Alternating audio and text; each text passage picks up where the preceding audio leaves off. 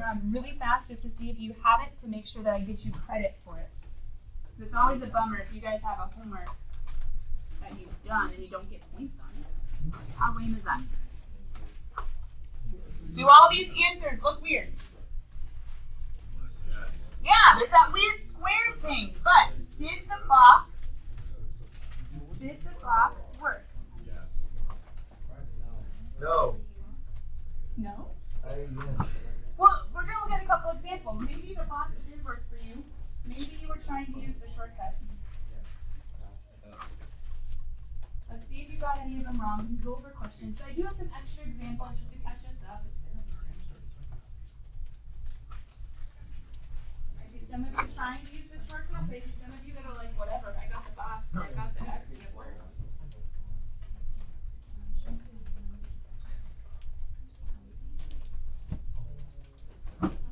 Some of you using the X's. Some of you trying to use the shortcuts. Just be careful. If I don't see a lot of work, I start getting worried.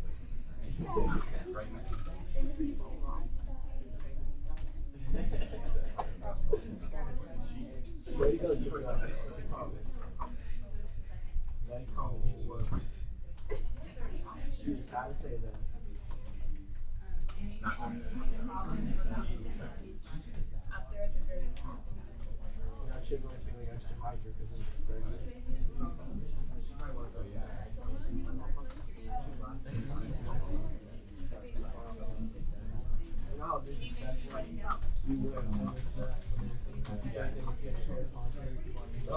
Didn't tell me anything. No, look here. I was like literally on my phone and I just see like some lady just come at me like it's a Sunday. I'm like, what? Hey, order a Sunday. And then they just start singing happy birthday. I'm like, okay. I was like, Max.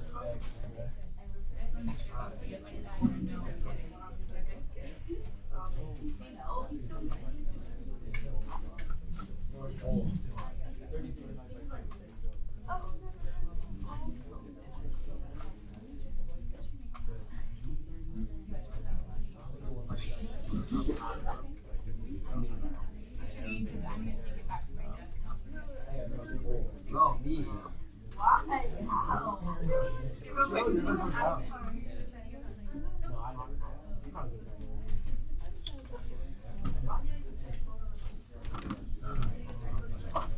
All right, guys.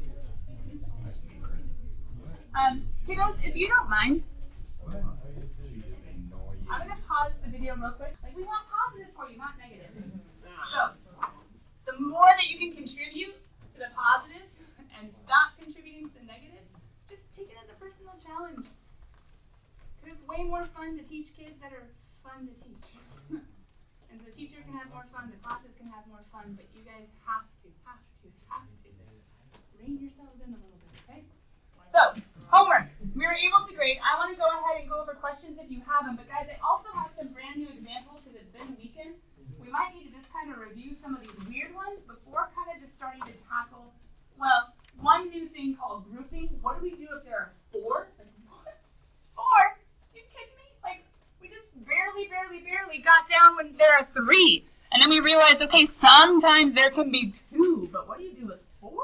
Okay, we're going to talk about what to do with there are 4, but then we're going to start reviewing. The test isn't until Friday, but we have some work to do until then to hopefully get you guys to where you're not going to be scared of it and you're not going to be like facing problems. You have no idea what to do. But first, is there anything I can answer? Evens, odds, I know it's warm. Let me open the door. And my magnet fell out. Man, everybody be locked out of the room right now. One quick second, look at that homework. Is there something you marked wrong? Yeah, Andrew. Number 30. Number 30? Oh, yeah. Quite a few of you guys didn't even do 27 to 30. Either you forgot it or it got weird. Wait a minute. What's going on in these ones? Like, these are factors. I get that they're weird. And, like, Andrew, I love what you told me. Because he was saying it makes more sense for him to write it out like this. I think he's kind of doing, like, the box X method. And it makes more sense. I wanted to make sure all of you knew that these are the exact same thing, right? Oh, help Jeremy out, help Brooke out. P plus 15 squared, it means P plus 15 times P plus 15. Wake up, off your hand, it's going to help. So just make sure that you know that those are the same things. But I don't mind if you wrote it like that, totally fine, you're right. It's just some people write it like that. But guys, these aren't factors, are they? So Andrew, thanks for asking that. Let's go see what's going on in number 30. And why does it look so different? So number 30, I think the directions changed. And maybe some of you guys totally forgot that there are technically 2 directions. Like, that's the nice thing. On the test on Friday, pretty much there are going to be 2 directions. One of them is going to say factor. And the other one is going to say, what do you see? Solve. Yeah, literally. One of them is going to say factor. And the other one is going to say solve. And anything that says solve is going to have an equals. We're used to that in algebra, aren't we? Having an equals and we have to solve for the variable? Yes. But before Moses can part the Red Sea, before we can split, we only split factors. And what don't we have yet? Factors. So, in order to solve, we have to. Yeah, wait. In order to solve, we have to split. And in order to split, we have to have factors. This will put it all together. In order to solve, we have to split. In order to split, we have to have factors. So we just have to take this first. And think about, even though the directions say solve, we have to know, oh, you're not telling me. Put factor first. Now guys, is this a hard factoring problem or an easy one? Easy. Easy if you realize what's the leading coefficient. Just a 1s. It's okay, leading term. A 1s squared, right? So what goes in the top of my x? Because it's just 1 times 100. I don't have to worry about some bigger number. And what do I need to add up to? 20. And maybe some of you were like, oh, isn't 100 10 times 10? Now maybe some of you were like 2 times 50, or 4 times 25, or 5 times 20, right? But didn't some of you think of 10 times 10 pretty fast? And is that perfect? No. Yeah. Yes. So, coming over here, what would my factors be? Wait, you didn't do that. Okay. I know, there's a shortcut if there's a 1 in front to go straight to the answer. Super dangerous to use, though, for you guys who aren't like masters at all the crazy hard factoring yet. So we would do our 10s and our 10s. Come on, it's been a weekend. You got to help me out. It was a 3-day weekend. What's in common? S. What's in common? S. One of the s's in common. What's in common? 10. And what's in common? 10. This homework was finding perfect squares, right? But wait, we're not done. This was not the point. It's necessary, but it's not the point. What's the point? So. What do I need to put on the other side? It's time to split. Yeah, now some of you are realizing, wait, it's the exact same thing. Okay, cool. So what's going to happen when you wait? Don't make the older kids' mistake who are going too fast. How do you solve? Subtraction. So you're going to have s equals negative 10. They're going to be the same thing this time because they're the same factor. I guess you could put negative 10 twice, but isn't negative 10 negative 10? So it's kind of like there's only one answer. And if we were to look at The answer is just a second ago. I'm pretty sure they just would have put negative 10. I'm pretty sure they just would have put negative 10. Andrew, does that help? Yeah. So we just haven't seen this solve thing in a long time, and you guys just saw it at the very end of homework. But in order to solve, we have to split. And in order to split, what do we need? Technically, I guess we need God to split the Red Sea. But Moses wouldn't probably cut it at this point. I think he'd be a bit of ashes. Let's get back to notes. Now, guys, I'm not going to make you go to the back of your homework spiral. Let's get back to notes. I actually don't even want you guys to write this down anywhere. I just want us as a class to see if we can bust these out. That's a little bit too big. Hold on. There we go. As a class. Some of you have shortcuts in the back of your mind. Some of you don't. This was section 7.7. At least the factoring part. There are shortcuts that could get us straight to the answer. And some of you that know the shortcuts, man, they're nice. But for others of you, the shortcuts might be an extra step that's just not worth doing. Okay? Those of you that know the shortcuts, what would this guy factor to be? 2 terms with a minus in between. Both of those have square roots. 12. What about 12? Positive. Who's in front though? X. The square root of him, right? And who's the other guy? X. Oh, so nice if you know that shortcut. You're done. No X, no box, no. I don't know. What else do we do? But for those of you that do the X and it helps, what would have gone up top? Just 144, but with a negative, right? And what would have gone down bottom, even though there's no middle term? 0. Booyah, which is why a 12 and a negative 12 works perfectly. Then you could have gone to the box and you could have gone from there, right? I'm going to put a dot, dot, dot if you do it the long way. Dot, dot, dot, like an ellipses, just like keep going. Shortcut people. Oh, your lives would have been so much easier with a shortcut on this one. Because if any of you realize, what number would have had to go on the top this time? 81 times 16? I don't even know that. And with a negative sign? Now, could you have still put a 0? And could you have multiplied 16 times negative 81? Look, I'm showing it. I'm too lazy to even have any of you do it. Is there another way? Yeah. There's a minus in 2 terms. What's the square root of 16? What's the square root of m squared? 4. See it? Yeah. What's the square root of 81? Now, some of you remember, we can use calculators on our tests and quizzes. Is there usually a square root button? Yeah. So you could square root 81. You don't necessarily have to have it memorized. Yes, the more mental math we do, the stronger our brains, or more capable they are. It's a good practice to do. But you could always find that square root button as we're reviewing the next couple days and make sure you know how to use it. But wasn't that so much easier than 16 times 81? But is this possible? Yes, it would have worked. Just would have been kind of nasty. You would have actually ended up with, I think, 36 minus 36. And maybe some of you see the 36 if you know how to fold it. That would have taken forever, right? Because you would have divided by 1, 2, 3. Okay, now this guy. The x wouldn't have been too bad. Because what would have been 1 times 49? Yeah. And then what's your middle? 14. And don't most of you see a 7 and a 7 pretty quick? Right? It would have taken a little bit of time.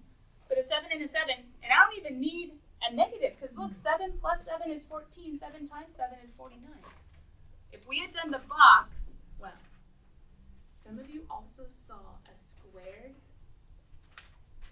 double. Now this shortcut, to be honest, I think it's way harder than the other one. I think I would have just gone to the box. I really do. And we're going to practice the box in a couple harder problems today. So that's why I'm not doing the box right this second. But some of you maybe are trying to learn this shortcut. Squared. Oh yeah, x times x.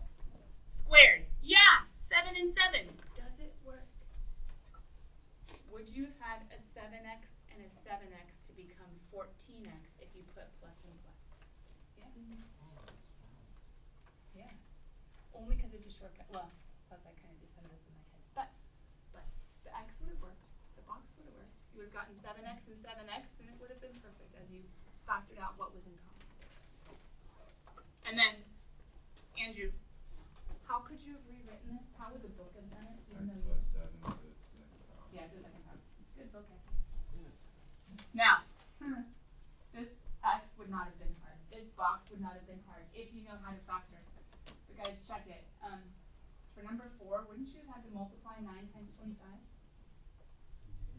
Now, some of you are like, wait, my life is in quarters. Okay, that's, well, is it? I don't know. But that'd be 4 quarters, an extra one. That'd be $2.25, $2.25. Maybe that part wouldn't have been hard. But trying to get a negative 30, divide by 1, divide by 2, divide by 3, divide by 4. Unless you realize this was really a squared double. Wait, what is 30 the double of? 15. Oh, does 15 times 15 equal 225? But I need a same sign, right? But I need a negative. Now, this one's a little bit harder. You would have had to go to your box to find it. But if you know your squared double squared, what is 9y squared the squared of? Square root it. What would you get? 3 and y. And then what did we say? Multiplied to be? Well, wait. 15. Actually, we would look at this guy. And the square root of 25 is 5. Now, it's a little weird. You would see it if you went to your box. But maybe some, nope, not plus. We need minus. The shortcut says, who are you the squared of? Who are you the squared of? Look at the sign. I have my negative 15 and my negative 15. But I'll do one box, just a quick review. How could you have gotten there? Well, you would have gone ahead and written your 9y squared. You would have written your 25. You would have written your negative 15 with a y. Are we writing those variables down? Yes. What's in common? I don't know. There's a y. And, you see it, a 3, right? 3 goes into 9, 3 goes into 15. Go this way. Yeah, 3 times 3 and 3 times 5, so 3 goes into both, right? Coming out this way, do you see the negative 5? Remember that last sign? And then that negative 5. Dun, dun, dun, dun. Well, okay, hold on. You would have written, the back of the book would have written with a square. Guys, that entire page is section 7.7. What do you do when you see 2 squared minus squared? Or what do you see when you see squared double squared? But this one, you can always go to a box. Just the shortcut helps us when this number is huge if it's a special case. Now, sadly, section 7.8 says, okay, those special cases, they were good. Yes, there are shortcuts. Some can go quickly, but there are also ones that get harder. Okay, here we go. What to do when you see 4. What to do when you see 4. Notes open. I already graded your homework. Good. Notes open. This is the very last section, and this is the last day that we have to do anything new. Everything else is going to be practice, review, hopefully mastering factoring for Friday. Well, that too, because it's going to be a big thing. But for Friday, let's just get to the test first. Let's not go to the final exam yet. Thank goodness. Thankfully, that's a little ways away still. Thankfully. Let me go ahead and zoom in a little bit. For some of you, this might be zoomed. Oh, I'm saving. Just kidding. Let's save instead. There we go. Section 7.8. Unlike some other chapters, it's actually pretty cool because section 7.8 basically says, how do you do what you're supposed to do? What? Look at it. It says, how do you factor polynomials completely? You're like, isn't that what we've been doing? Have we been doing it incompletely? Like, what does that even mean? Section 7.8 just kind of is putting it all together and saying, okay, what if you see a GCF? What if you see 2? What if you see 4? What if you see... Kind of a what if, which is what the test is going to be. Like, what? What do I do on the test if I see the word factor? But before we just get to like review practice and like, okay, what do you do if you see this? What do you do if you see that?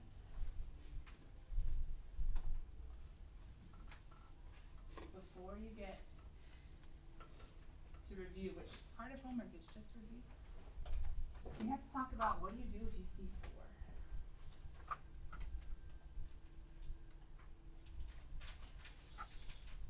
What do you do if you see 4? And technically, those of you that have been trying to factor without a box and without an X, you've actually been doing this.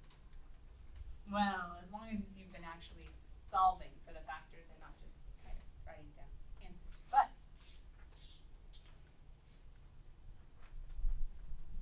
as you guys get this down, let me do an example on the board. This one that we just did. X squared plus 14x.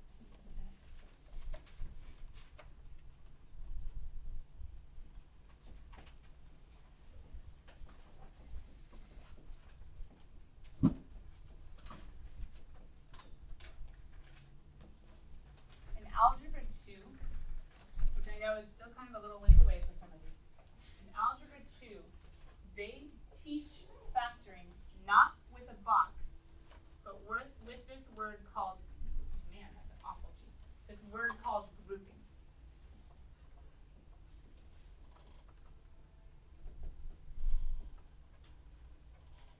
And that's what some of you are using.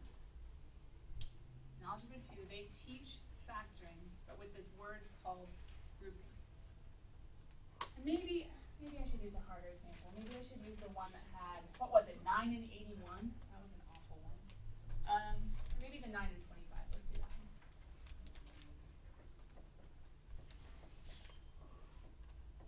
Maybe let's do that one. Some of you know the shortcut to that guy. That'd be 9x squared minus 15x. There we go. That was the 225, the -30. The box is actually doing this process of taking these two numbers and splitting up this middle term, saying, hey, once upon a time you were 2 pieces that came together. Now, guys, this is an example of a 3, a trinomial, that's written in 4 pieces. But do you guys realize this one, the problem starts with 4 pieces?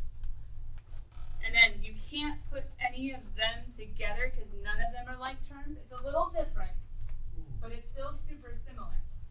I'm going to get back to how the grouping method would tell us to keep going or to finish this problem, not with the squared, double squared shortcut and not with the box. But first, let's look at how to do these problems where there's not even another option. We have to do this thing called grouping. So, grouping. If right now, well, wait a minute, I did it in my seating chart.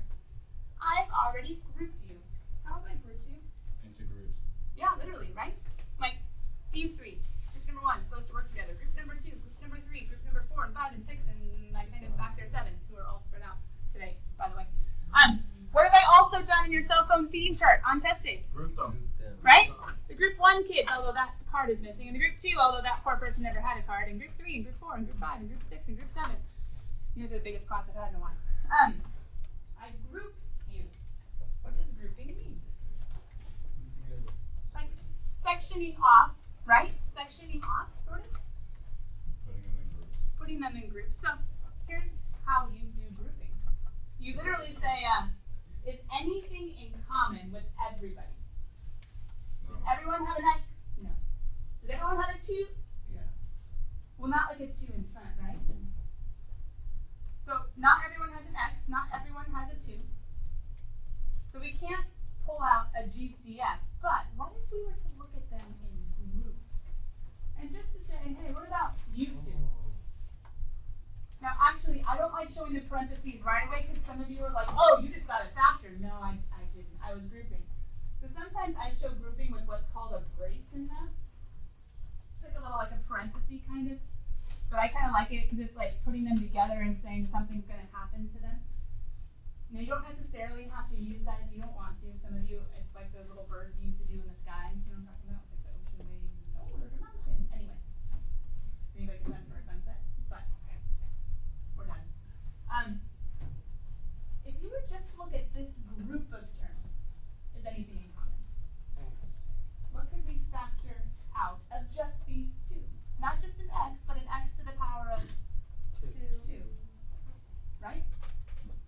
remember, when you factor, now I know it's weird, we're factoring only from these two, not from all of them, so in a way we're going to put those parentheses, but when we factor, don't we need to divide?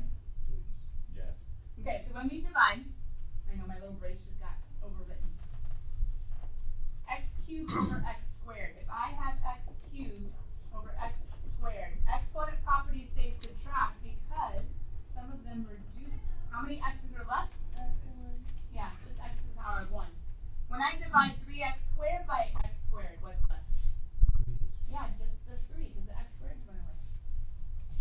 We grouped the first two and said, okay, is there a GCF there? And there was, and we pulled it out. But there's a plus that comes next. Okay, now let's do it to the second one. Is there something we could pull out of the second group? Yeah. And if we pull out a 2, right, we have to divide everything by 2. What's left? X plus 3, because we have to divide, right? 6 over 2 is 3 over 2. What do you see? What do you see with what's left? We've grouped. We've pulled out GCS. They both have. Do you see it? X plus 3. They both have an x plus 3. Now, you kind of have to, like, I don't know, it's weird. You kind of have to zoom your brain out a little bit. Has anybody ever gone to Joe's Cafe? No. Joe's, like, he's the guy. He was on, like, the Food Network channel or something. He wanted to restart a restaurant.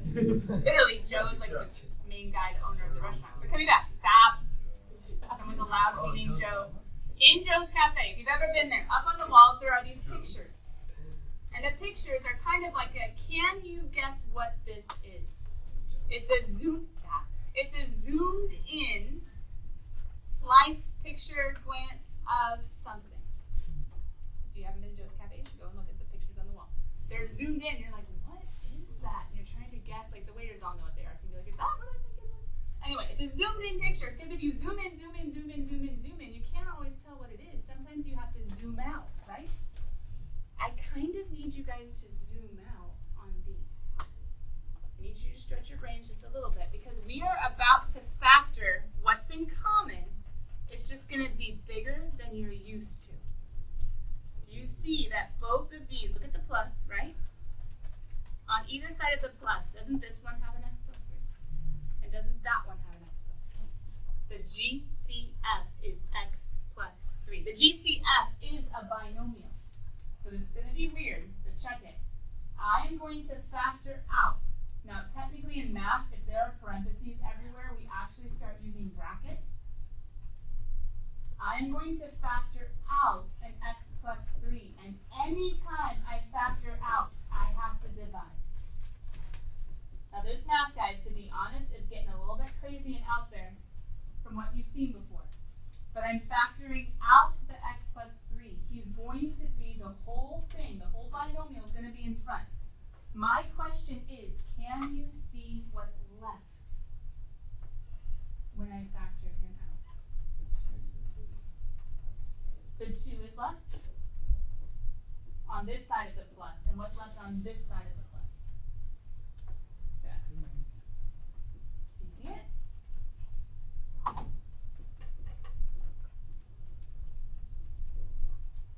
If I was to give this problem to some pre-cal kids, they might, because we kind of learn how to deal with these cubic, because it's cubed, it's to the power of 3. It's called a cubic polynomial. They would spend a lot of time working on it, where you guys, if you had tried grouping, could have done it real fast and been like, oh, it's just this. Why are you working so hard? Sometimes it makes all the difference to group. Now, there's a second one over there. If some of you think you have the process, why don't you start grouping over there? Just look at the first 2. Just look at the second 2. Is there something in common? For the rest of you guys, I'm going to go ahead in just a couple seconds. I'm just letting them get a head start. There's just a few that are like, wait, I think I can do this. For the rest of you guys, I'm going to walk it through one more time. If you're looking at the terms, not all at once. I mean, you can. Anybody have a GCF? I mean, they all have 1, but that doesn't help. Not everybody has an X, not everybody has a Y. No GCF for all of them, but what if I looked in,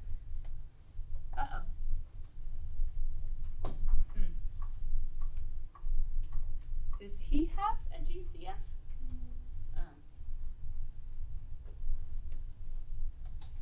honest, I feel kind of bad setting some of you guys on this one. Because I don't really like him. Grouping doesn't really work unless both of them have a GCF. Unless we remember the commutative property of addition. Oh, all those properties you had to memorize once and you thought they were pointless. Commutative property of addition. 2 plus 3 is 3 plus 2. I can rearrange addition. Why would a rearrangement make all the difference? Sure, we can say why not, but then check it.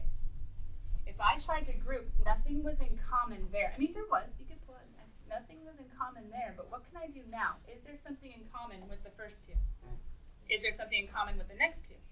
I think it'll work. I think it'll work. So, what's in common for the first two? Can we do this? If you factor out an X, Jeremy and Buck, hang in there, hang in there, hang in there. If you factor out an X, what's left? Remember, you have to divide. What's left? 2. Careful, not a 2. X, no, check it. X squared is X times X, right? Remember the notation. There's 1 X left. Now, what's X over X become? A 1, right? And X over X becomes a 1. What's in common for the next two? And when I divide, I get a 1 plus X. Now, it looks different. I know, guys. The hard part is, I really don't mind you packing up as long as you keep paying attention. Do you see anything in common? So, can anyone try to make the final jump of what my factors would be? Who am I going to pull out? The X plus 1. And what would be left over? Now, guys, you know what to do in homework if you see 4. If you see 3,